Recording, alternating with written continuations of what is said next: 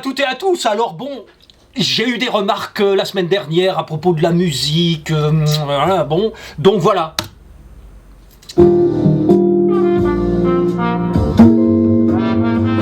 Ah bah oui, il faut savoir ce qu'on veut.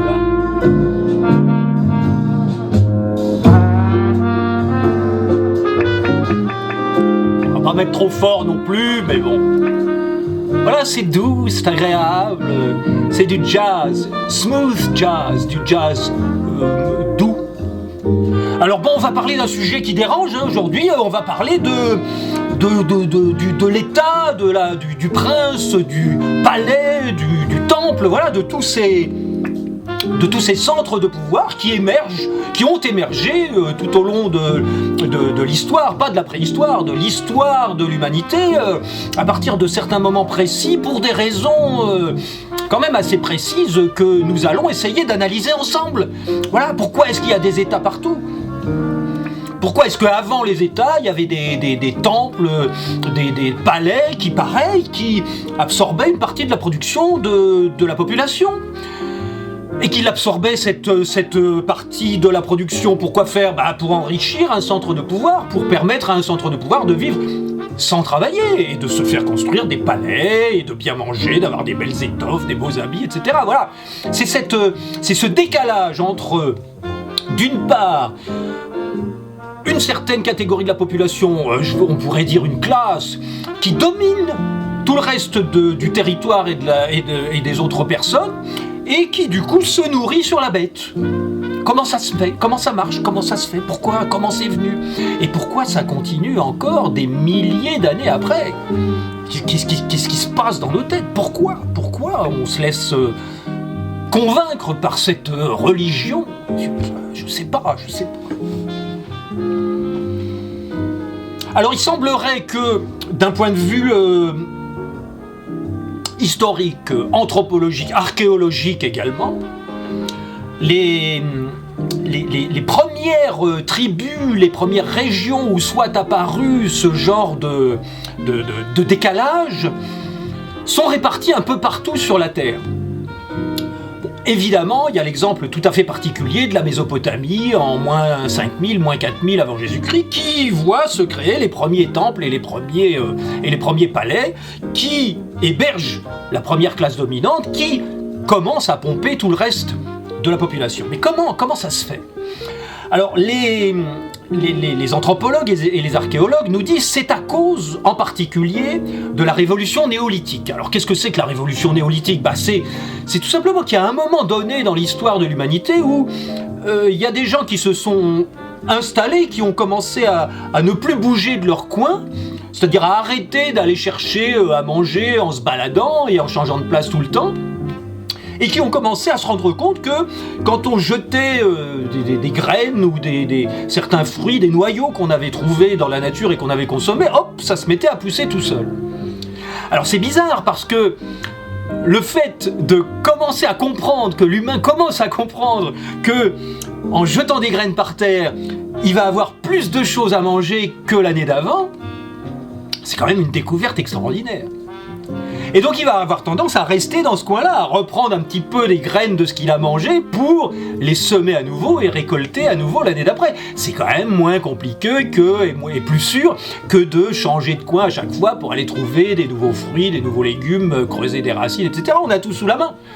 Évidemment, le fait d'avoir toute la nourriture sous la main, ça permet d'attirer certains animaux, voilà, qui vont, au lieu d'aller chasser, ils vont être là, on va les capturer, on va les mettre dans un enclos. Donc, qu'est-ce qui se crée là tout de suite ? Il se crée l'agriculture, il se crée la sédentarisation. Les gens s'installent dans des coins particuliers qui sont sympas et qui sont suffisamment fertiles pour pouvoir manger à sa faim toute l'année. Seulement, qu'est-ce qui se passe dans cette évolution-là ? Cette évolution, elle a des causes. Bon, on pourra dans d'autres mini-shows étudier toutes les causes de ça. Bon, il y a le fait que c'est plus facile, qu'il y a une certaine fertilité, qu'il y a des gens qui aiment bien cultiver et donc qui se mettent à le faire et ça leur plaît et donc ça les autres voient qu'ils le font et que ça marche pas mal et que du coup ils ont à manger plus facilement que ceux qui se baladent, donc ils le font, etc. Ça, c'est une nouvelle technologie si on veut qui s'étend. Mais qu'est-ce qu'elle déclenche, cette nouvelle technologie ? Elle déclenche le fait que, pour vivre toute l'année avec la récolte de l'été, disons, il faut mettre de côté. Il faut commencer à mettre de côté une partie de ce qu'on a récolté. Ça s'appelle un surplus. Ça s'appelle économiser, épargner. Et donc ce surplus-là, il déclenche chez d'autres humains la compréhension de quelque chose d'extrêmement important pour la survie. C'est que, au lieu de soi-même planter, cultiver,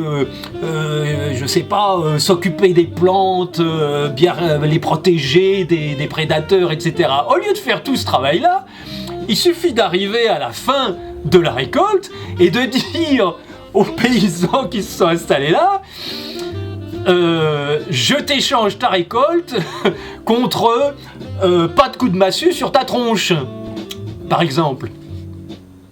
Et donc là, on arrive à ce que Franz Oppenheimer, dont on va reparler dans les prochains mini-shows, je vous ai déjà parlé de ce bouquin, The State, et donc Franz Oppenheimer est un des plus grands théoriciens de la naissance des États, qu'il remarque en bon anthropologue qu'il est dans plein de régions du monde.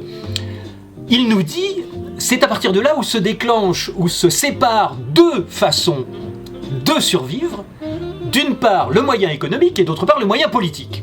Alors qu'est-ce que c'est que le moyen économique ? Le moyen économique, c'est de bosser pour planter des graines et les récolter, les mettre de côté, les manger tout l'hiver, et puis les replanter au printemps et ainsi de suite.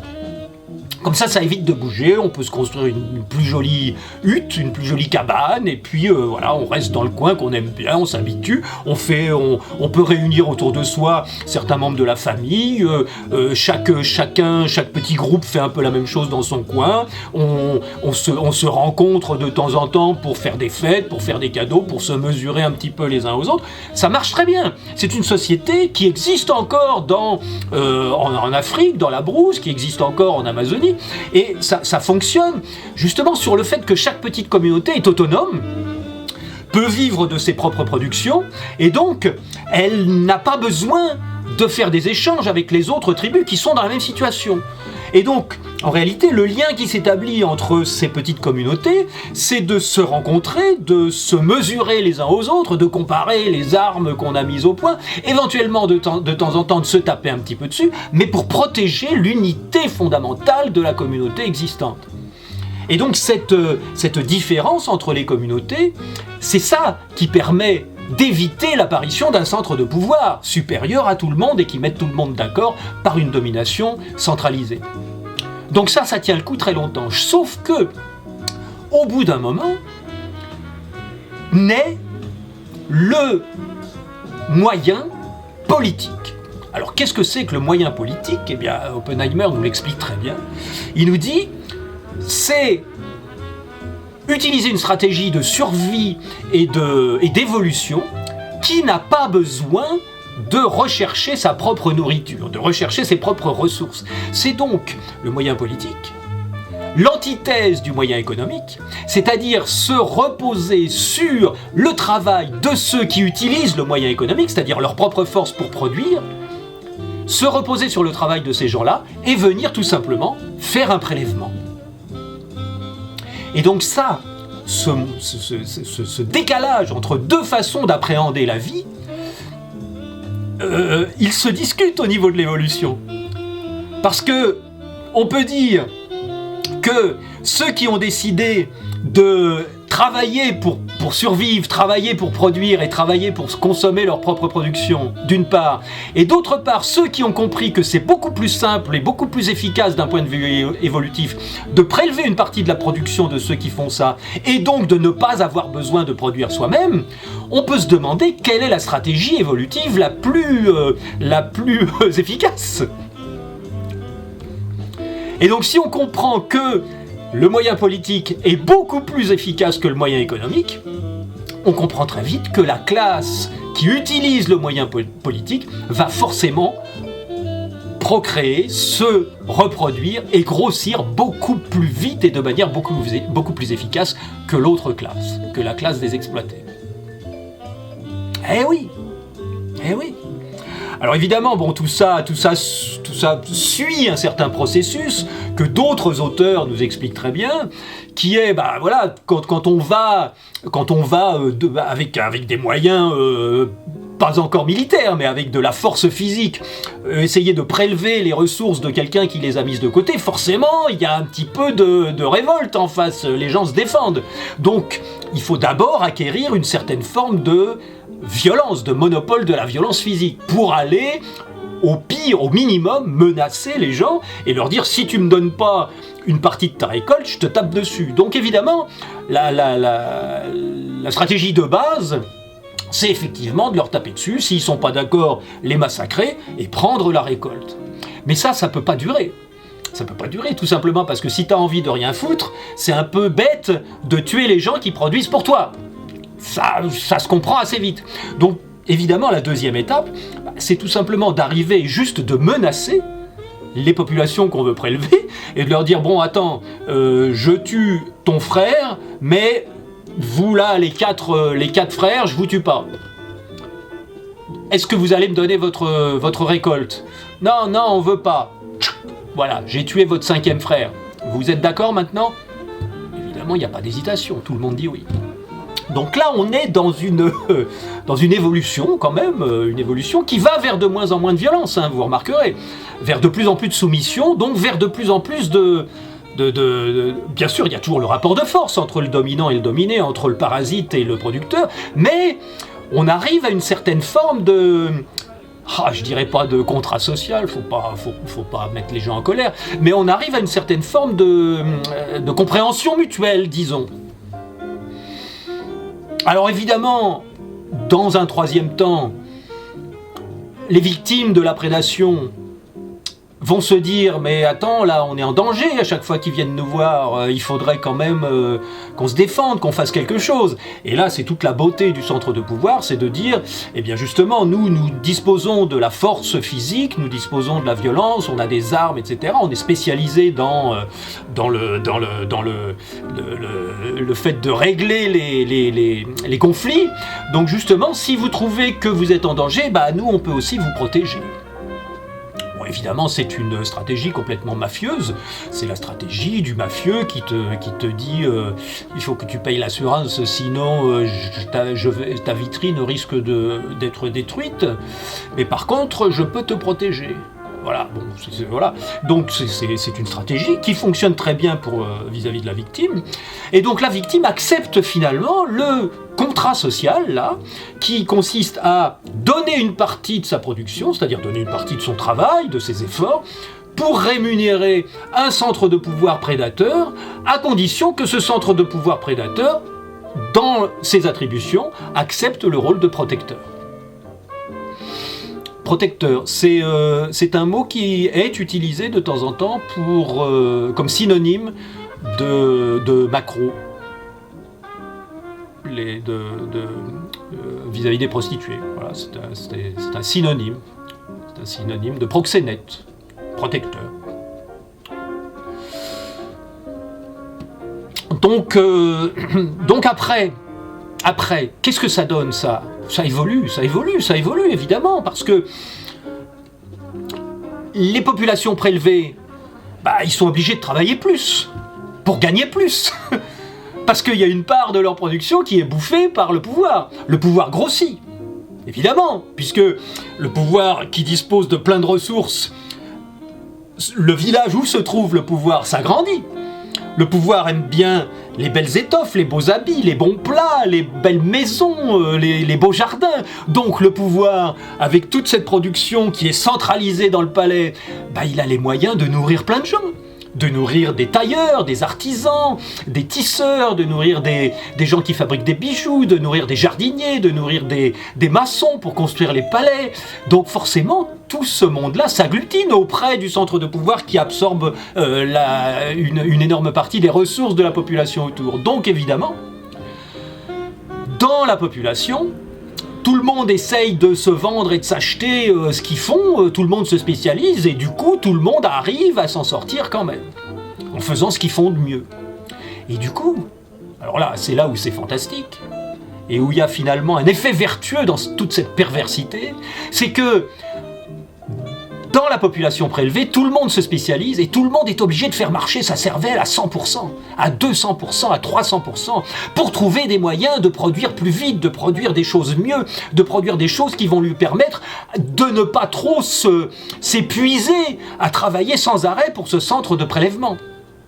Et donc tout le monde se spécialise, tout le monde exerce une créativité extraordinaire, et donc tout le monde essaye d'améliorer la rentabilité, d'améliorer le profit, d'améliorer l'efficacité de toutes ces heures de travail qu'il est obligé de consacrer à enrichir des gens qui ne font rien. Et du coup, ça crée le progrès. C'est hallucinant quand on y pense.